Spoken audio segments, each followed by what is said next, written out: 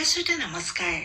FM 90.8 radio' জ্ঞানমালিনীৰ Mitali অনুষ্ঠানটি সজাই আপোনাৰ কাষত মই নিৰ্মালী। আশা কৰো ভালে কুশলে আছে। প্ৰিয় শ্ৰোতা, আমাৰ শিশুসকল আমাৰ ভৱিষ্যত, গতিকে তেওঁলোকৰ সৰ্বাংগীন বিকাশত আমি যথেষ্ট গুৰুত্ব দিব লাগে। আহকচোন শিশুসকলৰ সৰ্বাংগীন বিকাশত আমাৰ মাতৃ পিতৃসকলৰ লগতে শিক্ষাগুৰুসকলৰ ভূমিকা কেনে এই সম্পৰ্কে জানিবলৈ চেষ্টা কৰো। আজি এই বিষয়ে পাতিবলৈ আমাৰ লগত আছে যোৰহাট দেৱীচৰণ বালিকা বিদ্যালয়ৰ শিক্ষয়িত্ৰী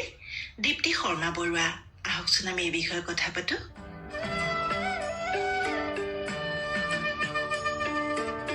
বাইদেউ নমস্কাৰ। নমস্কাৰ, আপোনাক আমাৰ মিতালী অনুষ্ঠানটিলৈ স্বাগতম জনাইছো। বহুত বহুত ধন্যবাদ। ভাল লাগিছে আজি বহু দিনৰ মূৰত আপোনাক আকৌ আমাৰ ষ্টুডিঅ'ৰ মজিয়াত লগ পাইছো। যিহেতু আমাৰ শ্ৰোতাৰ ইতিমধ্যে মনত আছেই চাগে,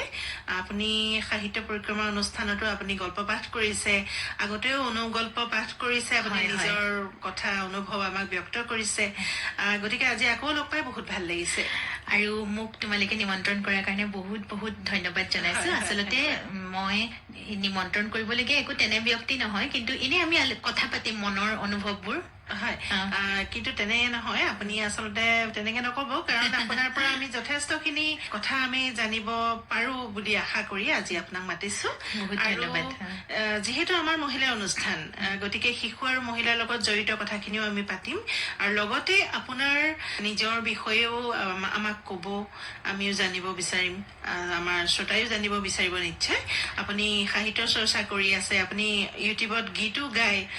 গতিকে আমি সকলোৱে দেখি আছো। গতিকে সেই কথাবিলাক জানিবলৈ খুব ইচ্ছুক হৈ আছো। এতিয়া শিশুৰ সৰ্বাংগীন বিকাশত যিদৰে মাতৃ পিতৃৰ ভূমিকা থাকে, সেইদৰে কিন্তু এগৰাকী শিক্ষাগুৰুৰো সমানে ভূমিকা থাকে বুলি আমি ভাবো। কাৰণ দিনটোৰ বেছিভাগ সময় আমি শিক্ষাগুৰুৰ হাতত তেওঁলোকক সমৰ্পণ কৰি দিওঁ, আৰু সেই তেখেতলোকে যি শিক্ষা দিয়ে, যি আদৰ্শ দেখুৱাই তেওঁলোকক আগবঢ়াই লৈ যায়, তেওঁলোকে ভৱিষ্যতে এজন সুস্থ নাগৰিক হবলৈ সেইখিনিয়ে প্ৰেৰণা যোগায়। গতিকে সেইখিনি কথা আমি আপোনাৰ পৰা নিশ্চয় জানিব বিচাৰিম। আৰু লগতে আমাৰ মহিলাসকলৰ, আমাৰ মাতৃসকলৰনো কৰ্তব্য কেনে, সমাজত ভূমিকা তেওঁলোকৰ কেনেকুৱা, সমাজখন সুস্থ কৰি ৰখাত তেওঁলোকৰনো কৰণীয় কি, এই সম্পৰ্কেও জানিবলৈ চেষ্টা কৰিম। হয়, এতিয়া বাইদেউ আপোনাৰ অকনমান অনুভৱ জানিব বিচাৰিছো, আমাৰ মিতালী অনুষ্ঠানৰ মজিয়ালৈ আহি কেনে লাগিছে? এইটো যিহেতু নাৰীৰ অনুষ্ঠান, তালে মোক মতাৰ বাবে অশেষ ধন্যবাদ। তাৰমানে ৰেডিঅ' এনে এটা বস্তু যিখিনিয়ে মানে অনুভৱ কৰিব পাৰে তাৰ যে আমাৰ যিটো চৌহদটো, তাৰ ভিতৰৰ মানে ষ্টুডিঅ'ত বহাৰ অনুভৱটো একেবাৰে সুকীয়া, আৰু তাৰ পাছত ৰেডিঅ'ত নিজৰ মাতটো শুনাৰ অনুভৱ আৰু সুকীয়া। তাৰ বাবে বহুত বহুত ধন্যবাদ মোক মাতি পঠিওৱাৰ বাবে। আৰু মই চেষ্টা কৰিম আজি তুমি যি সোধা তাকে মই মোৰ অনুভৱখিনি ব্যক্ত কৰিবলৈ চেষ্টা কৰিম। যিহেতু আমি শিশুৰ কথা প্ৰথমেই অকনমান পাতি লওঁ বুলি ভাবিছো। এতিয়া শিশুৰ সৰ্বাংগীন বিকাশ বুলি যদি আমি কবলৈ যাওঁ, কোনখিনি কথা আপুনি সাঙুৰি লব? মানে এজন শিশু সৰ্বাংগ সুন্দৰ, সৰ্বাংগ ভাৱে তেওঁ বিকাশ হৈছে বুলি আমি কেনেকৈ কব পাৰিম? এতিয়া মাতৃগৰ্ভত থকাৰ পৰাই সকলোৱে মাতৃগৰাকীৰ বহুত আলপৈচান ধৰে, শুশ্ৰূষা কৰে, মানে আৰু বহুত চিন্তা কৰে মানে কি খুৱাব মাতৃগৰাকীক। কিন্তু সেই তাৰ লগতে কিন্তু মই ভাবো শৰীৰটোৰ লগতে কিন্তু মানসিক বিকাশটো বহুত প্ৰয়োজনীয়, সমানেই প্ৰয়োজনীয়। এতিয়া মাতৃগৰ্ভত থকাৰ পৰাই আমি সেইকাৰণে কয় যে ভাল ভাল কাম কৰিব লাগে, ভাল কিতাপ পঢ়িব লাগে, যাতে অভিমন্যুৱে যেনেকে মাতৃগৰ্ভতে সকলোখিনি শিকিছিল, এজন শিশুৱে প্ৰথম মাতৃগৰ্ভৰ পৰাই শিকে। মাতৃগৰাকী যদি বেয়া পৰিৱেশত থাকে, সঁচাকে শিশুৰ সৰ্বাংগীন বিকাশত সেইটো প্ৰভাৱ পৰিবই। আৰু তাৰ পাছত জন্মৰ পাছত আমি যেনেকে তেল মালিচ কৰি ল'ৰাটো ৰ'দত দিওঁ ভিটামিন ডি পাবৰ বাবে, বা ইমান সুন্দৰকৈ খুৱাও বোৱাও, তেনেকে পৰিৱেশটো আমি খুব সুন্দৰকৈ ৰাখিব লাগে, যাতে শিশুটোৱে এটা বৰ সুন্দৰ পৰিৱেশত ডাঙৰ হয়। তাৰ মানসিক বিকাশটো সম পৰিমাণে, মানে যেনেকে শৰীৰটো সুন্দৰ হয় তেনেকে মনটোও যাতে সন্তানজনৰ সুন্দৰ হয়, সেয়া হৈছে মাতৃৰ প্ৰধান কৰ্তব্য। তাৰ কাৰণে কিন্তু মাতৃগৰাকীয়ে বহুত ত্যাগ স্বীকাৰ কৰিব লাগে। এতিয়া এনেকুৱা হয় মোৰ যেতিয়া ল'ৰাটোৰ পানী লাগিছিল প্ৰথম তেতিয়া মোক গাখীৰ খাবলৈ দিয়া নহৈছিল তাৰমানে এনেকুৱা হয় যাতে মই গাখীৰ খালে মোৰো অলপ কফ হ'ব তেতিয়া ল'ৰাটোৰ কফ হ'ব এনেকুৱা ধৰণৰ মাতৃয়ে মানে বহুতখিনি ত্যাগ স্বীকাৰ কৰিব লাগে পিতৃয়েতো লাগে পিতৃয়ে মানে পৰিৱেশটো সুন্দৰ কৰি ৰখাত বহুতখিনি ডাঙৰ ভূমিকা মানে পালন কৰে সেয়া মানে সেইখিনি আমি কৰিবই লাগিব ঘৰখনৰ পৰা যেতিয়া এটা সুন্দৰ পৰিৱেশত ল'ৰাজন ডাঙৰ হ'ব তাৰ পাছতে স্কুললৈ আহিব স্কুলত তেতিয়া শিক্ষক গৰাকী মানে আৰু কি হয় শিক্ষক গৰাকী মানে এজন ছাত্ৰ বা ছাত্ৰী আৰ্হি হয় সেইকাৰণে মুঠতে এই যে কয় উপদেশতকে আৰ্হি ভাল আমি যেনে আৰ্হি দেখুৱাম ঘৰত আমি যি আৰ্হি দেখুৱাওঁ সেই আৰ্হি ল'ৰাই গ্ৰহণ কৰি সন্তানে গ্ৰহণ কৰি বিদ্যালয়লৈ আনিব আৰু বিদ্যালয়ত আমি যিখিনি দেখুৱাওঁ সেইখিনি শিকি আকৌ ঘৰলৈ নিব সেইবাবে আৰু সেইটোও তাৰমানে এতিয়া ধৰক কোনোবা মানে সহপাঠীৰ পৰা যদি বেয়া কিবা এটা শিকিছে সেই কথাটো সম্পূৰ্ণ কিন্তু পিতৃ মাতৃয়ে মানে চাব লাগিব যে ল'ৰাজনে বিদ্যালয়ৰ পৰা কি শিকি আহিছে এটা সাধু আমি সৰুতে শুনিছিলো যে ল'ৰাজনে এই পেঞ্চিল এডাল কেতিয়াবা চুৰ কৰি আনে কেতিয়াবা ৰবৰ এডাল চুৰ কৰি আনে মাকে কিন্তু একো নকয় শেষত ল'ৰাজনটো এজন ডাঙৰ চুৰ হয়গে যেতিয়া তাৰমানে ডাঙৰ চুৰ হৈ কাৰোবাক মাৰে তাৰপিছত লাষ্ট সোধে যে তেওঁৰ মৃত্যুদণ্ডৰ আদেশ হয় তেতিয়া কয় যে মানে এতিয়া তোমাৰ শেষ ইচ্ছাটো কি তেতিয়া কয় মই মাৰ কাণে কাণে কথা এষাৰ কব বিচাৰিছো এতিয়া মাক যেতিয়া ওচৰলৈ যায় তেতিয়া মাকৰ কাণখন কামুৰি ছিঙি পেলাই এটা কথাই কয় মায়ে যদি সেই সৰুতেই মোক যদি মানা কৰিলেহেঁতেন যে ক'লেহেঁতেন যে চুৰ কৰাটো বেয়া কথা মানে কাৰ পৰা তুমি পেঞ্চিলডাল আনিছা কাৰ পৰা ৰবৰডাল আনিছা সেইটো যদি মায়ে তেতিয়াই চালেহেঁতেন তেতিয়াহ'লেতো মোৰ আজি এই অৱস্থাটো নহয় সেয়াই তাৰমানে শাৰীৰিক মানসিক সেই সৰ্বাংগী উন্নতিৰ কাৰণে মানে সমানেই গুৰুত্ব আছে মানে পিতৃ মাতৃ আৰু গুৰুৰ হয় হয় হয় হয় বৰ ভাল কথা ক'লে আৰু যিহেতু কিছুমানক দেখা যায় এতিয়া অকনমান যেতিয়া ডাঙৰ হৈ আহে তেওঁলোকে নিজে বুজি পায় যে এইটো আচলতে ভুল আৰু এই ভুলটোক মোৰ মায়ে এতিয়া কিয় মনা নকৰে হয় হয় হয় বহুতে অনুভৱ কৰে বহুতে কৰে হয় হয় হয় বাৰু এতিয়া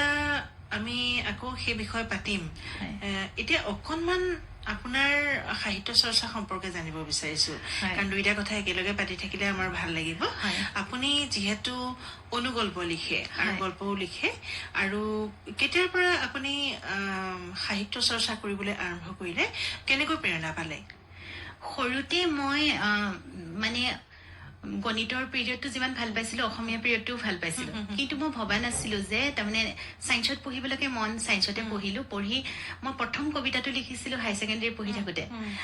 কিয় বুলি লিখাৰ পিছত তেনেকে সেইটো আৰম্ভণি কেনেকে আৰম্ভণি হল মই নিজেও নাজানো তাৰপিছত মনে মনে এই নিজৰ যে আমাৰ এখন বাহিৰা বহি থাকে ধুনীয়াকে সজাই পৰাই লোৱা আগতে সেই তাতে মানে কবিতা হওক সৰু সৰু গল্প কিছুমান লিখি এনে লুকুৱাই থৈছিলো মানে আত্মবিশ্বাস নাই তাৰপিছতে মই বিজ্ঞান শাখাত পঢ়িলে সাধাৰণতে যেন এইবিলাক কৰিবলৈ সময় নাপায় সময়ৰ কথা আৰু লগতে মানে কি আমি ইমানেই ব্যস্ত থাকো পঢ়াক লৈ তাৰমানে এইফালে কথাটো ভাবিবলে নহয়গে আৰু আত্মবিশ্বাসো কম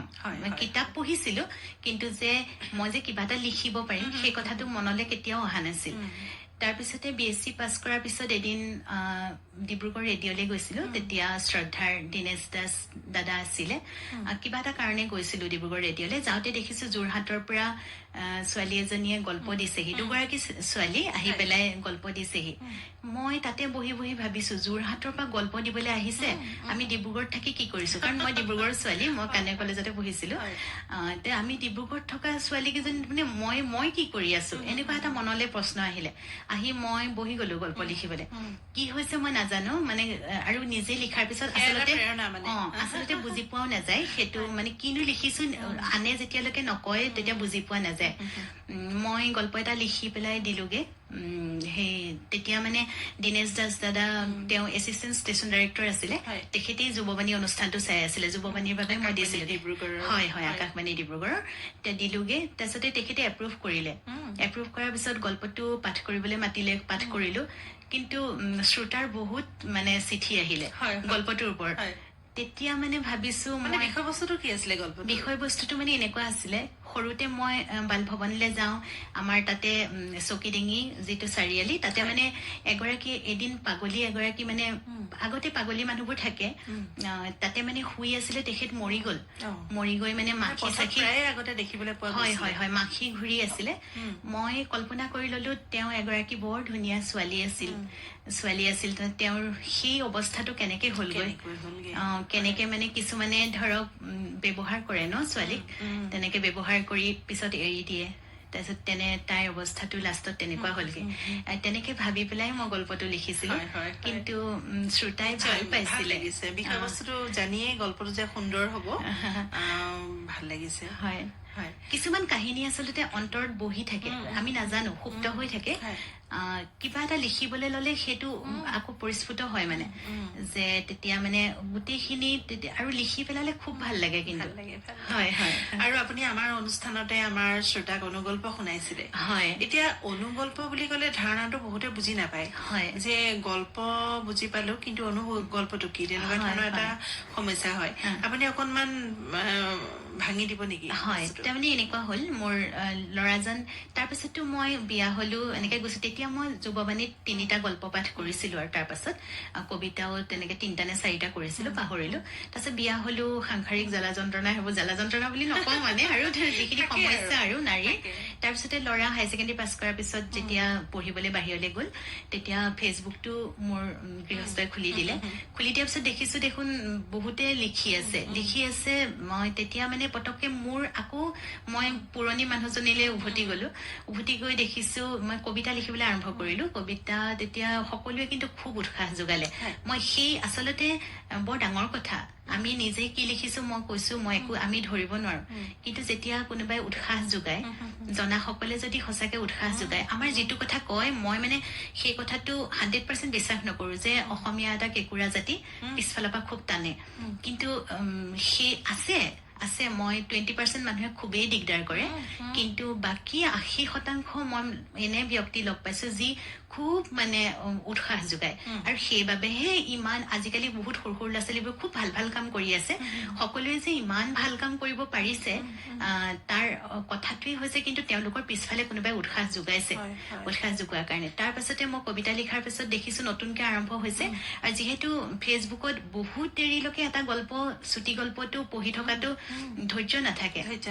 তেনেকুৱাতে মানে সৰু গল্প কিছুমান ওলাবলৈ ধৰিলে এতিয়া প্ৰথম মই যিখিনি গল্প লিখিছিলো অনুগল্প নামাকৰণেৰে লিখিছিলো কিন্তু মোৰ এতিয়া পঢ়িলে লাগে সেইকেইটা অনুগল্প হোৱাই নাছিল নেকি কিন্তু হলেও মনৰ যিখিনি সৰু কিছুমান ঘটনা আমাৰ সমাজৰ সেই ঘটনা কিছুমানকে মানে মই গল্পৰ ৰূপ দিবলৈ চেষ্টা কৰিছিলো আৰু যিহেতু অকণমানি পঢ়ি সকলোৱে খুব ভাল পায় আৰু অকণমান চিন্তাৰ ৰেখ এটা থাকি যায় শেষলে সেই কথাটোতে মানে সকলোৱে অকণমান থাকি যায় সেই কথাটোৱে সকলোৱে ভাল পাইছিলে ঠিক আছে অনুগল্পৰ শিৰোনাম বৃষ্টি স্নাতা তাই বৰষুণত সেইদিনাও তিতিছিল আজিও তিতিলে প্ৰথম প্ৰেমত হাবুডুবু খাই বিজয়ৰ সৈতে